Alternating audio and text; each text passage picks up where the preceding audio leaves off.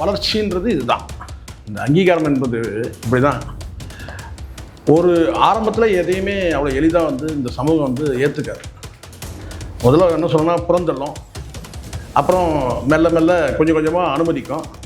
அங்கீகாரன்றது ஒரு கட்டத்துக்கு ஒரு எல்லையை அடைந்த பிறகு தான் அங்கீகாரம்.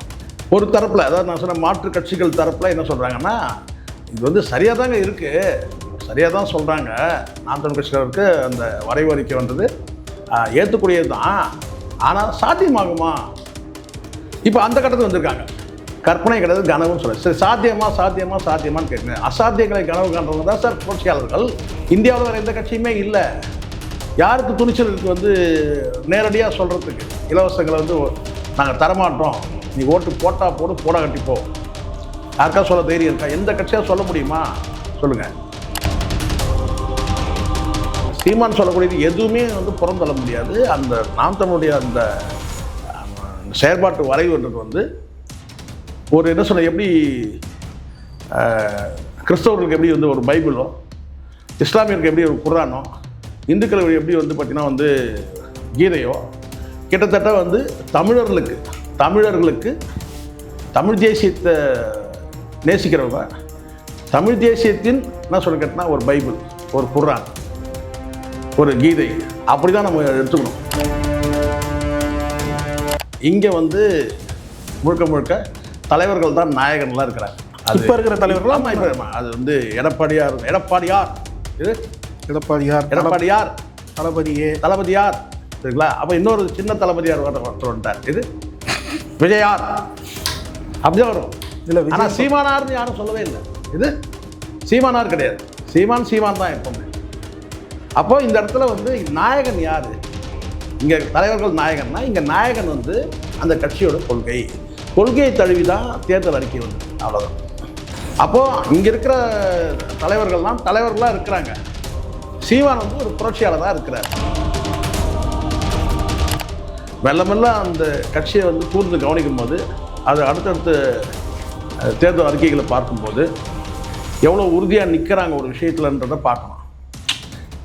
ஒவ்வொரு விஷயத்துலையும் இலவசத்தை வந்து வேணாம், இலவசத்தை வாங்காதீங்க, இலவசம் வந்து கூடாது, இலவசத்தை நாங்கள் தரமாட்டோம் அப்படின்னு சொல்கிறதுக்கே ஒரு தில்லு ஒன்றும் இல்லை, ஒரு கட்ஸ் ஒன்றும் இல்லை.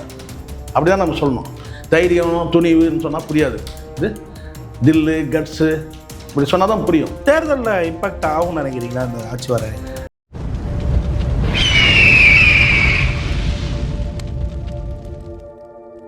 அரசியல் கருத நேயர்களுக்கு வணக்கம். இன்று நம்ம மோதையின் சிறப்பு மூத்த பத்திரிகையாளர் செக்குவரா ஜெய்சங்கர் அவர்கள். வணக்கம் சார். வணக்கம் சார். சார், எல்லா தேர்தலில் போகும் நாம் தமிழர் கட்சி வந்து அவங்களோட ஆட்சி வரைவை வந்து வெளியிடுவாங்க. ஆனால் எந்த வருஷமும் இல்லாத அளவுக்கு இந்த வருஷம் Times of India, the Hindu, Indian Express, இந்த மாதிரி பல சேனல்கள் வந்து அவங்களோட தலைப்புச் செய்தியாகவே இந்த ஆட்சி வரை வெளியிட்டதை வந்து போட்டிருக்காங்க. எப்படி பார்க்குறீங்க இந்த ஊடக வெளிச்சத்தை? இல்லை, இதுதான் வளர்ச்சின்றது. இதுதான் இந்த அங்கீகாரம் என்பது இப்படி தான். ஒரு ஆரம்பத்தில் எதையுமே அவ்வளோ எளிதாக வந்து இந்த சமூகம் வந்து ஏற்றுக்காது. முதல்ல என்ன சொல்லணும்னா புறந்தள்ளும், அப்புறம் மெல்ல கொஞ்சம் கொஞ்சமாக அனுமதிக்கும். அங்கீகாரன்றது ஒரு கட்டத்துக்கு ஒரு எல்லையை அடைந்த பிறகு தான் அங்கீகாரம். நாம் தமிழர் கட்சி இப்போ வந்து எலெக்ஷன் கமிஷனில் அங்கீகரிக்கப்பட்ட ஒரு கட்சி. இப்போ அதனுடைய தேர்தல் ஏற்கனவே வரைவு உங்களுக்கு தெரியும்னு நினைக்கிறேன். அந்த செயற்பாட்டு வரைவுன்றது கேலியும் கிண்டலமும் பண்ண காலம்தான் இருக்குது. மெல்ல சொல்லுவாங்க தெரியுங்களா, முதல்ல பார்த்தா பிடிக்காது, பார்க்க பிடிக்காது சொல்லுவாங்க இல்லையா? அந்த மாதிரி தான் இந்த தேர்தலுக்கு வந்து இதில் இருக்கிற விஷயங்கள் வந்து இப்போ தான் ஒரு ஸ்டேஜுக்கு வந்து என்ன செஞ்சுருக்காங்கன்னா, நல்லா தான் இருக்குது, ஆனால் சாத்தியமாகுமா? முன்னாடி வந்து கேட்டிங்கன்னா எடுபடுமான்னு சொல்லிட்டு முன்னாடி வந்து பார்த்திங்கன்னா நல்லாவே இல்லைன்னு சொன்ன காலம்லாம் இருக்குது. இதெல்லாம் ஒரு தேர்தல் அறிக்கையா அப்படி சொல்லி கேலி கிண்டல் பண்ண தான் இருக்குது. இது சரியானதா, இது நல்லதா, இது வந்து பார்த்திங்கன்னா இது போகிற போக்கில் வந்து லெஃப்ட் ஹேண்டில் வந்து கேலி கிண்டல் பேசி கடந்து போனது இப்போ மாறி இருக்குது.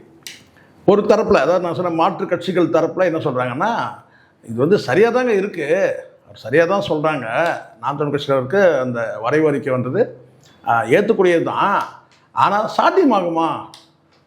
இப்போ அந்த கட்டத்துக்கு வந்திருக்காங்க. அப்போ அது சாத்தியமாகும்னு சொல்கிறதுக்கு வந்து பார்த்திங்கன்னா இன்னொரு காலம் தேவைப்படும். எப்படி சார், எனக்கு என்ன கேள்வினா 1000 2000 2500 தரத்து சாத்தியமாகும்போது இது சாத்தியமாவாதான்? இல்லை, அதுதான் இப்போ இங்கே என்ன தெரியுங்களா, அவ்வளோ எளிதாக வந்து ஒரு விஷயத்தை வந்து இந்த சமூகம் ஏற்றுக்கிறது கிடையாது. நல்ல விஷயங்களை இந்த சமூகம் ஏற்றுக்குமா? நீங்களே சொல்லுங்கள். வாய்ப்பே இப்போ இல்லை. நீங்கள் ஒன்றுமே வேணாம் சார், நீங்கள் போய் இந்த ஒயின் ஷாப் இருக்குல்ல, டாஸ்மாக் கடை, அங்கே போய்ட்டு இளநீர் வந்து எப்படிப்பட்ட ஒரு பானம் தெரியுமா? எவ்வளோ அருமையான பானம் தெரியுமா? நீங்கள் அதை விட்டுட்டு இங்கே வந்து குடிச்சிட்டு இருக்கீங்க. இதை இளநீர் குடிச்சு பாருங்கள் அப்படின்னு நீங்கள் சொல்லுங்களேன். இந்த டாஸ்மாக் கடையில் போய் சொல்லுங்கள். அடிக்க வருவோம். பைத்தியம்னு வாங்க நம்மளை முதல்ல ஃபஸ்ட்டு. இது பைத்தியம் அப்படின்னு அவ்வளோ என்ன சொல் மருத்துவ குணங்கள் இருக்குது இளநீரில். அவ்வளோ நீங்கள் வந்து அது தனியாக ஒரு இதுவே வெப்சைட்டே நீங்கள் போய் பாருங்கள். இளநீரில் எவ்வளோ வந்து உடல் தேவைக்கு வந்து எவ்வளோ வந்து நோய் தீர்க்கும் மருந்து இருக்கலாம் தெரியும் உங்களுக்கு. ஆனால் கிட்னி வந்து பாதுகாக்கக்கூடியது. இன்னும் சொல்லப்போனால் இளநீர் கிட்னி காலி ஆகக்கூடியது. நீங்கள் அங்கே போய் சொல்லி பாருங்களேன் என்ன சொல்கிறாங்க. அதே தான் இது இளநீர். அந்த திராவிட கட்சியுடைய அந்த தேர்தல் அறிக்கைன்றது வந்து பார்த்திங்கன்னா வந்து போதையை தரக்கூடியது, இலவசன்ற போதையை தரக்கூடியது, அவ்வளோதான். அப்போ இதை ஏற்றுக்கிறதுக்கு கொஞ்சம் காலதாமதம் ஆகும். எப்போ ஏற்றுப்பாங்க? உங்களுக்கே தெரியும். ரொம்ப சிக்காயிட்ட பிறகு ஹாஸ்பிட்டலில் போய் படுத்து வந்தால் சார் இளநீரை வாங்கி போகிறான். எவன் இளநீர் வாங்கி சாப்பிட்றான் பாருங்கள். ஹாஸ்பிட்டலில் போய் படுத்த பிறகு அங்கே சொல்லுவாங்க, டாக்டர் சொல்லுவாங்க, இதுக்கு நீங்கள் மார்னிங் என்ன தரலாம், இளநீர் கொடுங்க, ஏதாவது பழம் ஜூஸ் கொடுங்க. அப்படி தானே பண்ணுறோம். யாராவது ரெகுலராக ஜூஸ் சாப்பிட்றோமா? பணம் இருக்குது, பணம் இல்லை அப்படின்னாலும் போனால் ஒரு பாட்டில் ட்ரிங்க்ஸ் எடுத்து சாப்பிட்றோம். கெமிக்கல் தான் இருக்குது அதில். எதுக்கு இதை உதாரணம் சொல்கிறேன்னா, இயற்கை நலன் சார்ந்த ஒரு தேர்தல் அறிக்கை முழுக்க வந்து செயற்கையான இன்ஸ்டன்ட் சொல்லுவாங்கள்ல, இந்த ஃபாஸ்ட் ஃபுட்டு சொல்லுவாங்கள்ல, அதுதான் ஃபாஸ்ட் ஃபுட். அது இப்போதைக்கு என்ன, ஏதோ ஒன்று கரையை போட்டு ஓட்டை வாங்கிட்டு போயிடும். இது சாத்தியமா? இதனால் எத்தனை லட்சம் கோடி கடன் வர்றது ஆகுது, இது அதை பற்றிலாம் கவலை கிடையாது. அவர் 3 லட்சம் வாங்கினார், 3 லட்சம் கோடி வாங்கினார், நம்ம 10 லட்சம் கோடி, அடுத்து வருவாங்க 15 லட்சம் கோடி, அப்புறம் ஒரு 20 லட்சம் கோடி, அப்படியே போய்ட்டு யாருக்கும் அதை பற்றி ஏதாவது கவலை இருக்கா? வளர்ச்சின்றது இருக்குது, நான் இல்லைன்னு சொல்ல. வளர்ச்சின்றதுன்னா பெரிய பேருந்து நிலையங்கள் வந்திருக்கு, பல வந்து பாலங்கள் கட்டப்பட்டிருக்கு, இதெல்லாம் கரெக்டு தான். ஆனால் இதுக்கு கீழே வந்து பார்த்திங்கன்னா வந்து அந்த கடன் தொகை சுமை யார் மேலே விழுது? மக்கள் மேலே. மக்கள்கிட்ட இருந்து எப்படி சுரண்டது அதை வரி? இப்போ புரியுதுங்களா? ஆரம்பிச்ச இடத்துல தான் நம்ம நிற்கிறோம். வளர்ச்சின்ற பேரில் ஆரம்பிச்ச இடத்துல தான் நிற்கிறோம். புரியுது. அதுதான் இந்த இடத்துல வந்து இப்போ நீங்கள் சொன்ன மாதிரி இந்த பத்திரிகைகள்லாம் வந்து ஒரு சான்று கொடுக்குறாங்க அப்படின்னு சொன்னாக்கா ஏற்றுக்க பக்குவம் வந்துடுச்சு மக்கள்கிட்ட. நீண்ட காலம் ஆகும். உடனே வந்து நாம் தமிழரில் வந்து ஐக்கியமாக மாட்டான். மெல்ல அந்த கட்சியை வந்து கூர்ந்து கவனிக்கும் போது, அது அடுத்தடுத்த தேர்தல் அறிக்கைகளை பார்க்கும்போது எவ்வளோ உறுதியாக நிற்கிறாங்க ஒரு விஷயத்துலன்றதை பார்க்கணும். ஒவ்வொரு விஷயத்துலையும் இலவசத்தை வந்து வேணாம், இலவசத்தை வாங்காதீங்க, இலவசம் வந்து கூடாது, இலவசத்தை நாங்கள் தரமாட்டோம் அப்படின்னு சொல்கிறதுக்கே ஒரு தில்லு ஒன்றும் இல்லை, ஒரு கட்ஸ் ஒன்றும் இல்லை. அப்படி தான் நம்ம சொல்லணும். தைரியம் துணிவுன்னு சொன்னால் புரியாது. இது தில்லு கட்ஸு இப்படி சொன்னால் தான் புரியும். குறிப்பாக சார் இந்த விஷயத்தில் இப்போது நேஷனல் மீடியாஸ் இதை கவர் பண்ணியிருக்காங்க. அவங்க வந்து கவர் ஸ்டோரியாக வெளியிட்டிருக்காங்க. நாம் தமிழர் இதுக்கு முன்னாடி திமுக, அதிமுக, தவேக அவங்களோட வாக்குறுதிகளை வந்து வழங்கியிருந்தாங்க. அது ஏற்படுத்தின இம்பேக்டை விட இப்போ நாம் தமிழர் கட்சி வெளியிட்டிருக்கக்கூடிய ஆட்சி வரை அதனால தான் நான் இதுக்கு முன்னாடி நம்ம ஒரு நேர்காணலில் கூட சொல்லியிருந்தேன். நான் கேட்டீங்கன்னா இங்கே வந்து முழுக்க தலைவர்கள் தான் நாயகன்லாம் இருக்கிறாங்க. இப்போ இருக்கிற தலைவர்களாம் இப்போ அது வந்து எடப்பாடியார் இது எடப்பாடியார் தளபதியார் இல்லையா? அப்படி தானே சொல்லப்படுது, சரிங்களா? அப்போ இன்னொரு சின்ன தளபதியார் ஒருத்தர் வந்துட்டார். இது விஜயார் அப்படிதான் வரும். இல்லை, ஆனால் சீமானார்னு யாரும் சொல்லவே இல்லை. இது சீமானார் கிடையாது, சீமான் தான் எப்பவுமே. அப்போ இந்த இடத்துல வந்து நாயகன் யார்?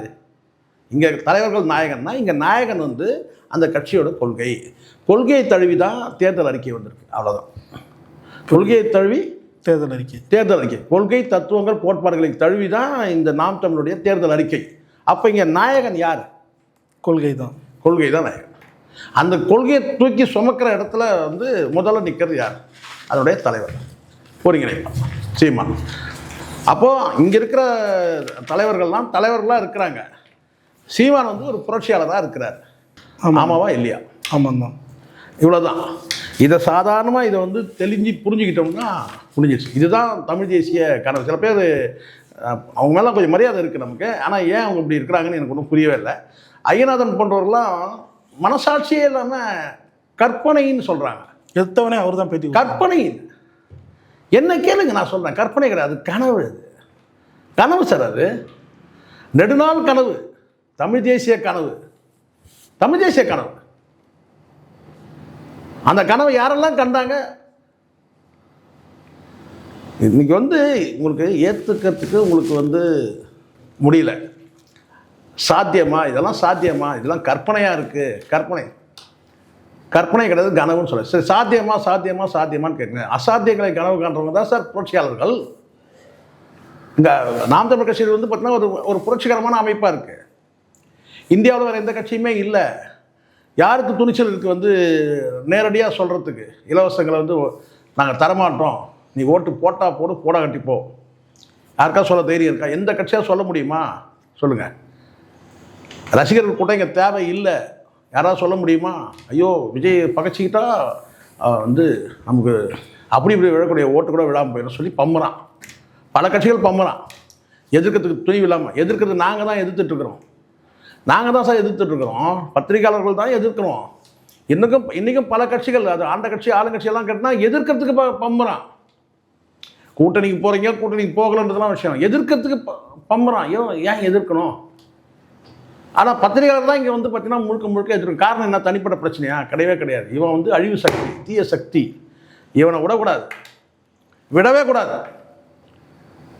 அப்போ என்ன செய்யணும்? அப்போ கடுமையாக எதிர்க்கிறோம். ஆனால் அரசியல் கட்சி கூட பம்முது. ஆனால் இந்த இடத்துல நாம் தமிழர் வெளிப்படையாக வந்து எதிர்க்குதா இல்லையா? இந்த நடிகனை மட்டும் கிடையாது, எல்லா நடிகனும் தான் எதிர்க்கிறாங்க. அப்போ என்ன அர்த்தம்? என்ன பொருள்? கொள்கையில் தெளிவாக இருக்கிறாங்க.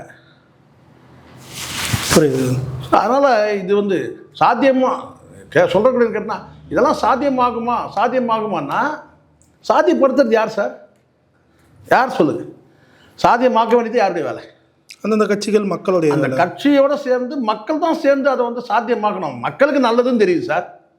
மக்களுக்கு நல்லதுன்னு தெரியுது. வேற வழி? கசப்பாக இருக்கா? மருந்து. ஆனால் தான் கசப்பாக இருந்தால் மருந்து கசப்பாக தான் இருக்கும். கத்தி வச்சு கிழிச்சா தான் இதே அறுவை சிகிச்சை பண்ண முடியும். என்ன பண்ண? ஐயோ கத்தி வச்சுலாம் கிழிச்சா ரத்தம் வரும், வலிக்கும், ரத்தம் வரும். என்னங்க அப்புறம் உயிர் பிழைப்புமா இல்லையான்னு ஒரு சந்தேகம் வரும். அப்போ அப்படியே செத்துப்போ. ஆப்ரேஷன் பண்ணிக்காத. கத்தியும் வேணாம், ரத்தமும் இருக்காது, எந்த பிரச்சனையும் இல்லை, இருந்து போ. அப்போது குணமாகணும்னா அறுவை சிகிச்சை பண்ணி தானே ஆகணும். மண்டையே ஓப்பன் பண்ணி மூளையிலே ஆப்ரேஷன் பண்ணி தானே ஆகணும். இப்போ அப்படி தானே இருக்குது இங்கே தமிழ் சமூகம். நிச்சயமா அப்படி தானே சார் இருக்குது. அப்படி தான் ஆக்கி வச்சுருக்காங்க. அப்படி இருக்குல்ல, அப்படி ஆக்கி வச்சுருக்காங்க. மண்டையை பொழந்து மூளையை ஆப்ரேஷன் பண்ணக்கூடிய இடத்துல தானே இருக்குது இன்றைக்கி. அதெல்லாம் பார்க்குறோம்ல தற்கொலை கூட்டங்களை. இன்னும் அது இருக்க வந்து பார்த்தீங்கன்னா வெறி பிடிச்ச நிலைமைக்கு ஆகிடக்கூடாதுல்ல. அப்போ இந்த இடத்துல வந்து விஜய் எதிர்த்து தானே ஆகணும். நாம் தமிழ் ஆதரிச்சு தானே ஆகணும். ஒரு நமக்கு தெளிவாக தெரியுது இல்லை இங்கே இந்த விஜய் அரசியல்னால ஏற்கனவே இப்போ இருக்கக்கூடிய கட்சியோடைய நிலைப்பாடு என்ன, அவங்க தலைவருடைய நிலை என்னன்றது நம்ம புரிஞ்சிக்க முடியுதா இல்லையா சரண்? நிச்சயமா. ஸ்டாலின் அவர்களே எடுத்துங்க. அவர் ரொம்ப எவ்வளோ பொறுமைசாலின்றது புரியுதா? அந்த இடத்துல ஜெயலலிதா இருந்தால் இந்நேரம் இவன் நிலைமை என்ன இருக்கும்? இந்நேரம் இவன் அன்றவரை கழட்டி வந்து ஜெயிலில் உள்ள தள்ளிருப்பாங்க. இந்நேரம் வந்திருப்பாரு. உண்மையா இல்லையா? நம்ம அதுக்காக வந்து இவர் வந்து செயலற்ற முதலமைச்சர் அப்படி சொல்லலை, பொறுமையாக இருக்கிறாருன்ற நான் சகிப்புத்தன்மையோடு இருக்கிறாரு. சில அரசியல் காரணங்களும் இருக்கு. அரசியல் காரணம் தாண்டி இப்போ சில கடந்த காலத்தில் சில வரலாறுலாம் இருக்குது. அவங்க என்ன நினைக்கிறாங்கன்னா, ஐயோ இவன் மேலே ஏதாவது ஆக்ஷன் எடுத்தால் இவங்க வளர்ந்து பெரிய ஆளாயிடுவோம் அப்படின்னு நினைக்கிறாங்க. கை வைக்கக்கூடாது, அது என்ன இருக்குது. ஆனால் அதுக்கு ஒரு லிமிட் தானே. அப்படி அந்த மாதிரி அப்படிலாம் யோசிக்க மாட்டாங்களே. தூக்கி உள்ள வச்சாங்கல்ல ஜெயேந்திர சரஸ்வதி சங்கராச்சாரியாரை தூக்கி உட்கார வச்சாங்கல்ல. ஐயோ இவரை எதிர்க்க முடியாது, குடியரசுத் தலைவர் வந்து எல்லாரும் இவருக்கு வந்து பார்த்தீங்கன்னா வந்து சப்பனம் போட்டு உட்காருவாங்க அப்படின்னு யோசிக்கலையே. அந்தம்மா அரசு நிர்வாகத்துக்கு சவாலாக இருக்கிறான், ஆட்சியாளர்களை வந்து ஒருமையில் விமர்சிக்கிறான், முதலமைச்சரை வந்து தரம் தாழ்ந்து விமர்சிக்கிறான், இவ்வளோத்தையும் ஒரு கடந்து போகிறோம்னா அப்போ பொறுமைசாலின்னு புரிஞ்சுக்கிறோம். ஆனால் சரியா தப்பான்னு கேட்டால் நான் சரியில்லைன்னு சொல்லுவேன். முதலமைச்சருடைய நடவடிக்கை வந்து திருப்தி இல்லை, சரியில்லை. ஏன்னா இதெல்லாம் பார்க்கக்கூடாது. அரசியல் லாபம் நான் செய்யணும் தூக்கி உள்ள எப்படி சொல்லுவான் அவன்? இதான உண்மை, இப்படிதானே செய்யணும். அப்போ நமக்கு என்ன தெரியுது, இல்லைப்பா அவர் ரொம்ப சகிப்பு, ரொம்ப பொறுமையாக போகிறாருப்பா, ரொம்ப பொறுமைசாலிப்பா. ரஜினிகாந்த் என்ன சொல்கிறாரு, ஒரு அறிக்கை விட்டார், உனக்கு காலம் பதில் சொல்லணும்னு சொல்லிட்டு. ஏன்னா அவர் அரசியலில் இல்லை. அவர் வந்து பார்த்தீங்கன்னா சகிப்புத்தனம் இல்லை. அவர் ஒரு லைனில் அவன் கதையை முடிச்சுட்டு போயிட்டே இருக்கிறார். இது நீ சின்ன பையனா டே பட அப்படின்ற மாதிரி சொல்கிறதான் அர்த்தம். இது உனக்கு காலம் பதில் சொல்லுவோம், உனக்கு அவ்வளோதான் அப்படின்னு நம்ம சொல்லுவோம். ஒருத்தன் வந்து ஒரு ரவுடி பையன் இருக்கான் சார் ஊரில், அவனை வந்து அடக்க முடியல, யாரும் கேள்வி கேட்க முடியல. மனசு வந்து போய் என்ன சொல்லுவாங்க, அதெல்லாம் காலம்தான் பதில் சொல்லுவோம். அப்படிதானே நம்ம சொல்லுவோம். ஒருத்தர் வண்டி ஓட்டிட்டு போகிறோம், பயங்கர சவுண்டில் ரேஷாக ஓட்டு நம்ம ஓவர்டேக் பண்ணிட்டு போகிறான், நம்ம இடிச்சு தள்ளிட்டு போகிற மாதிரி போகிறான். அவன் என்ன செய்வோம், வண்டி அவனுக்கு மாதிரி ஸ்பீடாக ஓட்டிட்டு போயிட்டு அவனை ஓவர்டேக் பண்ணி அவனை மாதிரியே ஓவர்டேக் பண்ணி ஏண்டா இப்படி போகிறத கேட்போம், போக மாட்டோம். போ எங்கேயோ ஒரு இடத்துல விழுந்து வாருவேன் அப்படி சொல்லுவோம்ல. அதானே சாதாரண மனித இருப்பேன். அதுதான் ரஜினிகாந்த் தான் சொல்கிறேன். என்னன்னு கேட்டேன், உனக்கு காலம் பதில் சொல்லணும்டா, ஓவராக சொல்கிறல்ல. ஸோ எல்லா மனிதர்களையும் பாருங்கள், ஒரு மனிதன் திருமாவளவன் எடுத்துட்டிங்கன்னா அவர் வந்து ஆசைப்படாமல் இருந்தார். ஆசைப்பட்டிருந்தால் இந்நேரம் ஒரு தற்கொலை கும்பலோடு போயிட்டு இருந்து அவரும் விஜய் வாழ்கன்னு இருப்பார். அவர் ஆசைப்படாதவன்னு சொல்கிறார், பதவிக்கு ஆசைப்படலை. பதவிக்கு ஆசைப்பட்டிருந்தாருன்னா சொல்லலாம். இதே சீமான் அவர்களோட சேர்ந்து கைக்கூடிய இந்த சீமான் வந்து துணை முதலமைச்சர் கொடுக்குறோம், நீங்கள் முதல்வர் அறிவிக்கிறேன்னு சொல்லு. தம்பி என் பின்னாடி ஒன்றா நீ வா, உன்னை என்னால் மாற்ற முடியும், ஒரு அறிவாளியாக மாற்ற முடியும். ஆனால் உங்களை வந்து நான் வந்து பைத்தியமாக தயாராக இல்லை. அதான சீமான் சொல்லாமல் சொன்னது. ஏன்னா என் பின்னாடி ஒன்றா நீ வா, உன்னை அறிவார்ந்த பிள்ளைகளாக மாற்ற முடியும். அதான் பண்ணிட்டு இருக்கிறாங்க. அதானே இங்கே வேலையாக தானே நடக்குது. நாம் தமிழர் வந்து தற்கொலை கூட்டங்களை எல்லாத்தையும் வந்து பார்த்தீங்கன்னா அறிவார்ந்த பிள்ளைகளாக மாற்றுறது தானே. அதுதானே இவங்க சொல்கிறாங்க. ஃபஸ்ட்டு ஓட்டர்ஸ் ஃபஸ்ட்டு ஓட்டர்ஸை வந்து பார்த்திங்கன்னா பண்படுத்துறதே நாம் தமிழ் தான். பல பேர் கேலி கிண்டல் பேசினாங்க. முதல்ல ஒரு ஓட்டு போட்டுருவாங்க, அதுக்கப்புறம் அடுத்த கட்சிக்கு போயிடுவாங்க அப்படி சொல்லிட்டு. ஆனால் அந்த முதல் ஓட்டு போடும் போதே அவனை பக்குவப்படுத்தி வந்து பார்த்தீங்கன்னா வந்து ஒரு அறிவார்ந்த பிள்ளையாக மாற்றுறாங்க. அதுக்கப்புறம் அவன் வந்து பார்த்தீங்கன்னா கடந்து போகிறான், அது அவன் தலையெழுத்து. இருக்கிறவன் இருக்கிறான், கடந்து போகிறான். வெளியில் போனோன்னா ஏன் வெளியில் போனவங்க வாடான்னு சொல்லி கூட கூப்பிட்றது கிடையாது. அதை பண்ணலையே நாம் தமிழ் இது வரைக்கும். நீங்கள் மாற்று கட்சியில் போன இந்த காளியம்மலாக இருக்கட்டும், காளியம்மலை எப்படி போராளி ஆனாங்க சொல்லுங்கள். கல்யாண சுத்திரம் எப்படி வந்து பார்த்தீங்கன்னா வந்து அறிவாளி ஆனார். இங்கேருந்து தயாரிக்கப்பட்டவங்க அதுக்கப்புறம் வெளியேறி போகிறாங்க, எல்லாரும் போகல. ஆனால் என்ன சொன்னாங்க, ஃபஸ்ட்டு ஓட்டர்ஸ் எல்லாம் அப்படியே மாறி போயிடுவாங்க. அப்போது இங்கே விஜய் வந்து சீமான் தலைமையில் வந்து சேர்ந்திருந்தால் கூட இது ஒரு பலனடைஞ்சிருக்கும் இந்த தமிழ் சமூகம். அது சீமான் அதை மாற்றிருப்பார், தற்கொலை கூட்டங்களை அறிவார்ந்த கூட்டம் மாற்றிருப்பார். அது காரணம் கேட்டிங்கன்னா அவர் வந்து அறிவாளின்றதுனால.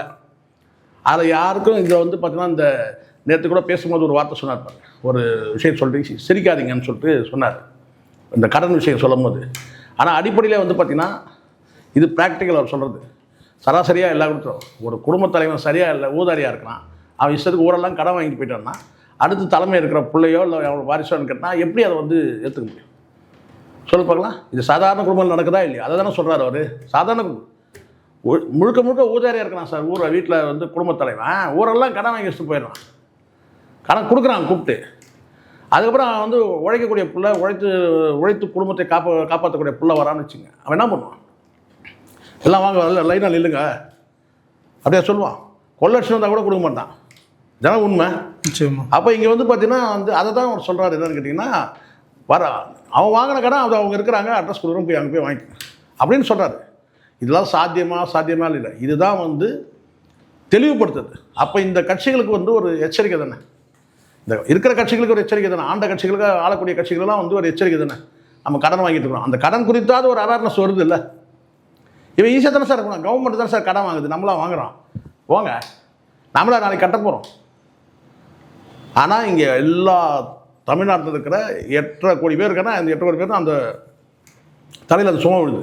வட்டி கட்டணும்னா எப்படி வட்டி கட்டணும், வரி மூலமாக தான் நம்ம கொடுப்போம், நம்மக்கிட்ட தானே வசூல் பண்ணுவாங்க, நம்ம தலையில் தானே விழுவோம் எல்லாமே. புரியுது. அதனால் சீமான் சொல்லக்கூடியது எதுவுமே வந்து புறந்தள்ள முடியாது. அந்த நாம் தமிழுடைய அந்த செயற்பாட்டு வரைவுன்றது வந்து ஒரு என்ன சொல்ல, எப்படி கிறிஸ்தவர்களுக்கு எப்படி வந்து ஒரு பைபிளோ, இஸ்லாமியருக்கு எப்படி ஒரு குர்ஆனோ, இந்துக்கள் எப்படி வந்து பார்த்திங்கன்னா வந்து கீதையோ, கிட்டத்தட்ட வந்து தமிழர்களுக்கு தமிழ் தேசியத்தை நேசிக்கிறவங்க, தமிழ் தேசியத்தின் என்ன சொல்ல கேட்டால் ஒரு பைபிள், ஒரு குர்ஆன், ஒரு கீதை, அப்படி தான் நம்ம எடுத்துக்கணும். குறிப்பாக சார் 2 மணி நேரம் அந்த வாக்குறுதிகளை வந்து சொல்கிறாரு. அதுக்கப்புறம் 1 மணி நேரம் ப்ரெஸ் மீட்டில் அதை பற்றின பதில்கள் அந்த அளவுக்கு ஸ்ட்ராங்காக இருக்குது. பாடி வந்து ஸ்ட்ராங்காக இருக்குது, நெஞ்சு உறுதியாக இருக்குது, என் முட்டி கூட உறுதியாக இருக்குது. இங்கே பல தலைவர்களுக்கு அதுதானே பிரச்சனையே. இது முதலமைச்சர் கூட ஒரு மணி நேரம், அவர் ஒரு வயதுக்கு வந்து 1 மணி நேரம் 1.5 மணி நேரம் நின்று பேசுகிறாரு. இங்கே வந்து பார்த்தீங்கன்னா வந்து 50 வயசு தான் ஆகுது. ஒரு சில தலைவர்களுக்கு வந்து பார்த்தீங்கன்னா 5 நிமிஷம் மேலே பேச மாட்டேன்றான். இது எவ்வளோ? 5 நிமிஷம் 5 நிமிஷம் மேலே அவ்வளோதான். அதுக்குள்ளே மூக்கை உரிகிறான், இது காதை நோண்டுறான், எச்சையை முழுங்குறான். அதுக்கப்புறம் கான்ஃபிடெண்ட்டாக இருங்க, நல்லதே நடக்கும், போயிடுறான். இதான் உண்மை. முதலமைச்சர் வந்து அவருடைய வயசுக்கு ஒரு மணி நேரம் பேசுகிறாரா இல்லையா? 1 மணி நேரம் 1.5 மணி நேரம் பேசுகிறார். சீமான் 3 மணி நேரம் பேசுகிறார். 60 வயதை கடந்தவர் இல்லை. இங்கே வந்து 5 நிமிஷம் மேலே பேச மாட்டேன்றான். அப்போ புரியுதுங்களா? உடல் வலிமை மட்டுமே கிடையாது, நெஞ்சும் வலிமையாக இருந்தால் தான் பேச முடியும். தேர்தலில் இம்பாக்ட் ஆகும்னு நினைக்கிறீங்களா அந்த ஆட்சி வர? இதுதான் நான் திருத்தலை இம்பாக்ட் ஆகுவான் ஆக்கணுன்றேன். ஆக்கணும், நீங்கள் ஆக்கணும், நான் ஆக்கணும், அத்தனை பேரும் ஆக்கணும். இப்போ நான் தான் சார் முதல்ல ஒரு வார்த்தை சொல்கிறேன். நான் தான்றதை எனக்கு தற்பெருமையாக சொல்கிறேன், நீங்கள் எடுத்துக்காதீங்க. நான் தான் முதல்ல சொன்னேன். சீமான் அவர்கள் மீது ஒரு அவதூறான ஒரு பிரச்சனை இருக்கும்போது சீமான் அதை வந்து நேரடியாக எதிர்கொள்ளணும். நேரடியாக எதிர்கொள்ளணுன்றதை நான் தான் 4 வருஷத்துக்கு முன்னாடி பேசினேன். எதிர்கொண்டாரு, பிரச்சனை முடிஞ்சு. இனி சீமானை தொடவே முடியாது. எந்த ஒரு விஷயத்துலேயும் வந்து பார்த்திங்கன்னா வந்து தொட முடியாது. புரியுது, சரிங்களா? இதுவும் இன்னும் குறிப்பாக சொல்லப்போனால் இது திருமணத்துக்கு முந்தைய உறவு, திருமணத்தை கடந்த உறவு இல்லை. இப்போ இருக்க அந்த மாதிரி இந்த ஒருத்தர் தலைவர்காக திருமணத்துக்கு முந்தைய உறவு அவருக்கு வந்து ஒரு முள்ளு மாதிரி குத்திக்கிட்டே இருக்குது. இதை வந்து எதிர்கொள்ளணும்னு சொன்னேன். எதிர்கொண்டாரு. இப்போ இனி அதை பேசுறதுக்கு யாரும் ஆள் கிடையாது, முடிஞ்சிச்சு. சரிங்களா? அதே மாதிரி வந்து பார்த்தீங்கன்னா சீமான் மீது வைக்கக்கூடிய எந்த விமர்சனமாக இருந்தாலும் சீமான் அவர்கள் பத்திரிகையாளர்களை வந்து சந்திக்கும் போது வேணுமே வந்து சில பேர் திட்டமிட்ட ட்ரிகர் பண்ணுறான். அதை வந்து பத்திரிகையாளர் கூட்டத்தை வந்து பார்த்திங்கன்னா அவர் வந்து நீண்ட நேரம் நடத்துறதுன்றது வந்து வச்சுக்கூடாது. அது சொன்ன அந்த பதில் பேசும்போது சில எமோஷன் ஆகும்போது அப்போ அதை வந்து சாதகமாக பயன்படுத்திக்கிறான். அவர்கிட்ட இருந்து ஒரு வார்த்தை வந்து விழுந்துச்சுன்னா 100 வார்த்தையில் நல்ல வார்த்தையை விட்டுறான், ஒரு வார்த்தை வந்து விழுந்துச்சுன்னா அவனே அதை பிடிச்சிக்கிறான் இல்லையா? அதனால் இதெல்லாம் நான் வந்து சொன்னேன். ஒரு கட்டத்துக்கு மேலே நான் பேசும்போது வந்து பார்த்திங்கன்னா சில நேரங்களில் தவறுன்றதை நான் பல கட்டத்தில் சொல்லி சீமானவர்கள் பேசும்போது கூட சில தவறுகள் இருந்ததுன்னா நான் அதை சுட்டி காட்டுறேன். அது தயங்கந்தே கிடையாது. அப்போ இந்த இடத்துல வந்து முழுக்க விஜய் பொறுத்த வரைக்கும் இன்றைக்கி வந்து பெரிய வந்து சூறாவளி, புயல், சுனாமி இதெல்லாம் சொல்கிறாங்கல்ல, இது எல்லாமே வந்து பார்த்திங்கன்னா ஒரு காட்சி அரசியல் தான். இது விஜய் வந்து அரசியல் தான் சொன்னேன். விஜய் வந்து சினிமாவில் சூப்பர் ஸ்டார். இங்கே பொலிட்டிக்கல் சூப்பர் ஸ்டார் யாருன்னா அது வந்து சீமான் தான்ன்றதை நான் தான் சொன்னேன். சரிங்களா? இல்லை தற்பெருமைக்காக சொல்லலை, இதுதான் கான்ஃபிடென்ட். நாம் தான் சார் ஒரு கல்ட்டை க்ரியேட் பண்ணோம். ஜான் ஆரோக்கியசாமியால் ஒரு நடிகனை வந்து ஒரு அரசியல்வாதியாக மாற்ற முடியுதுன்னு சொன்னால் நம்மளால் வந்து பார்த்திங்கன்னா வந்து ஒரு அரசியல் தலைவரை வந்து இன்னும் சொல்லப்போனால் வந்து ஒரு புரட்சியாளரை வந்து ஒரு போராளியை, ஒரு புரட்சியாளரை மக்கள் தலைவனாக மாற்றுறது யாருடைய வேலை? யார் செய்யணும்? பத்திரிகையாளர். முடியுமா? இது இம்பேக்ட் ஆகுமா? சாத்தியமாகுமா? இதெல்லாம் யார் வேலை? நம்ம தானே செய்யணும். இங்கே இருக்கிற அத்தனை மக்களும் செய்யணும். ஆண்டாண்டு காலம் 2 கட்சிக்கு மாறி ஒரு இன்னும் எத்தனை வருஷம் சொல்லுங்கள்? இன்னும் எத்தனை தலைமுறை? இன்னும் 2 தலைமுறை. அப்போ யார் தான் இதுக்கு முதல்ல வந்து மணியை கட்டுறது? யாராவது ஒருத்தர் பண்ணிதானா? நீ கட்டுறியா நான் கட்டுறியா இப்படியே பார்த்துட்டு இருந்தோம். புரியுது. பூனைக்கு மணி கட்டுற கதைன்னு ஒன்று இருக்குது. யாராவது ஒருத்தர் கட்டி தானே ஆகணும். ஒரு 6 பூனை இருக்குது. நெல் களஞ்சியத்தில் போய் எந்த பூனை போய் திருடுதுன்னு தெரியல. ஒரு களஞ்சியத்தில், அதாவது ஒரு உணவு களஞ்சியத்தில் போயிட்டு எந்த பூனை போய் வந்து இரவு நேரத்தில் போயிட்டு வந்து மூட்டையை கடிச்சிட்டு வந்துடுறது தெரியல, அதான் களவாடிட்டு வந்து தெரியல. அப்போ என்ன செய்கிறான்னு கேட்டிங்கன்னா வந்து ஒவ்வொரு நாளாக வந்து மணியை கட்டிடுறாங்க கழுத்தில். ஒவ்வொரு பூனைக்கு மணி கட்டும் போது அப்போ கேட்டால் அந்த மணி சவுண்டை வச்சு பிடிச்சிடறாங்க. தினம் ஒரு பூனைக்கு மணி கட்டும் போது எந்த பூனை அங்கே போகுதுன்னு சொல்லிட்டு அதை வச்சு கண்டுபிடிக்கிறாங்க. இது வந்து ஒரு கதையில் சொல்லப்படும், இந்த பூனைக்கு மணி கட்டுற கதைன்னு. அந்த மாதிரி என்னென்னா, யார் கட்டுறது? யாராவது ஒருத்தர் கட்டி தானே ஆகும். அப்போ நாம் தமிழ் துணிஞ்சு கட்டுறாங்க. இது ஒரு முடிவு கொண்டு வரும். இங்கே யாரும் வந்து யாருக்கும் எதிராக வன்முகத்தெல்லாம் இல்லை. நீங்கள் ஒரு கொள்கை கோட்பாடு வச்சு போகிறீங்க, இவங்க வந்து ஒரு கொள்கை கோட்பாடு தத்துவங்களை வச்சுட்டு வராங்க. ஸோ தத்துவங்களோட தத்துவங்கள் மோதுது, தலைவரோட தலைவர் மோதி ஒரு பலனும் கிடையாது. இன்றைக்கி இந்த தலைவர் இருப்பார், நாளைக்கு இன்னொரு தலைவர் வராரு, இப்படி மாறி மாறி வந்துட்டுருக்கோம். இங்கே கட்சிகள் உள்ள இந்த சித்தாந்த மோதல்னு ஒன்று இருக்குது. இன்றைக்கி வரைக்கும் ஏன் வந்து பிஜேபி வந்து திராவிடத்தோட மல்லு கட்டி மண்ணை கவுது சொல்லுங்கள்? சித்தாந்தம் தான் ஒரு சித்தாந்தம் ஸ்ட்ராங்காக இருக்குது. அப்போ சித்தாந்தத்தோடு வந்து பார்த்திங்கன்னா சித்தாந்தம் போது பார்த்திங்கன்னா அப்போ நம்ம மோதி ஜெயிக்கிற இடத்துல யார்? நம்ம தான் வந்து மோதி ஜெயிக்கணும், நம்ம தான் மோதி பார்க்கணும். இத்தனை ஆண்டு காலம் நீங்கள் ஆண்டீங்கப்பா, அப்போ எங்களுடைய சித்தாந்தம் கொஞ்ச நாள் ஆளட்டுமே, நீங்கள் எதிர்கட்சியாக வாங்க, வேணான்னு நம்ம பிறந்தல்லையே. சில பேர் சொல்கிறாங்கல்ல, எப்படிங்க ஒரே நாளில் இங்கே வந்து தாயா பிள்ளையாக பழகிறோம், தாயா பிள்ளையாக பழகிறோம் தான் இல்லைன்னு சொல்லவே இல்லை. வாழக்கூடிய உரிமை இருக்குது தானே சொல்கிறோம், வெளியேறணும் சொல்லவே இல்லையே. ஆனால் ஆளக்கூடிய உரிமை நமக்கு வேணும் தானே சொல்கிறோம். மற்ற ஸ்டேட்டில் எப்படி இருக்குதுன்னு பாருங்கள், பார்த்துட்டு முடிவு பண்ணுங்கள். அப்படின்னா சரியா, நீ இன்றைக்கி வந்து பற்றி இத்தனை ஆண்டு காலம் நீங்கள் ஆண்டிங்க, நாங்கள் 5 ஆண்டு காலம் ஆள்றோம். அதுக்கு பிறகு பாருங்கள், அதுக்கப்புறம் நீங்கள் வந்து இல்லை மக்கள் புறந்தளித்தாங்க அப்படின்னு சொன்னால் அடுத்தது நீங்கள் வாங்க. ஆளுங்கட்சி எதிர்கட்சி, அதனால தான் நான் சொல்கிறேன்னு கேட்டால், இங்கே திராவிடமும் தமிழ் தேசியம் ரெண்டுமே தான் முத்தினா ஆளுங்கட்சி எதிர்கட்சி மாறி மாறி வந்தால் தான் வளர்ச்சி இருக்குமே தவிர, தேசிய கட்சி கொண்டு வந்து உள்ளே போட்டிங்கன்னா அவன் இங்கே இருக்கிற சுரண்டி எடுத்துகிட்டு போயிடுவான். இங்கே இருக்க வளத்தை வந்து சுரண்டி கொண்டு போகிறதுக்கு தான் இருக்குமே தவிர, தேசிய கேட்டால் வி ஆர் ஆல் இண்டியன் அப்படின்னு சொல்லுவான். நாம் மறுக்கலை அந்த இடத்துல. ஆனால் வளங்கள் வந்து இங்கேருந்து வந்து கொள்ளையடிக்கப்படும், சூறையாடப்படும், கடத்தப்படும், இதெல்லாம் இருக்க தானே செய்யுது. அதனால் வந்து பார்த்திங்கன்னா நம்ம இன்றைக்கி உள்ள காலகட்டத்துக்கு வந்து பார்த்திங்கன்னா இந்த தமிழ் தேசிய பார்வை மக்கள்கிட்ட வரவேற்பு பெறுது. இதெல்லாம் புரிஞ்சுதான், இதை புரிய வைக்கணும் மக்கள்கிட்ட. யாரும் எதிரி கிடையாது, சொல்லிக்கலாம். நான் குணத்தால் மனிதன், இனத்தால் தமிழன், தேசத்தால் இந்தியன் கூட சொல்லுவேன். ஆனால் தமிழ்நாடுன்னு வரும்போது பார்த்திங்கன்னா அந்தந்த மாநிலத்தை அவன் ஆளும்போது, அப்போ தமிழ்நாட்டை தமிழர்கள் ஆள்றது தான் சரியாக இருக்கும். ஓகே சார், பல்லர் கேள்விக்கு தெளிவாக இருந்துச்சு. நன்றி சார்.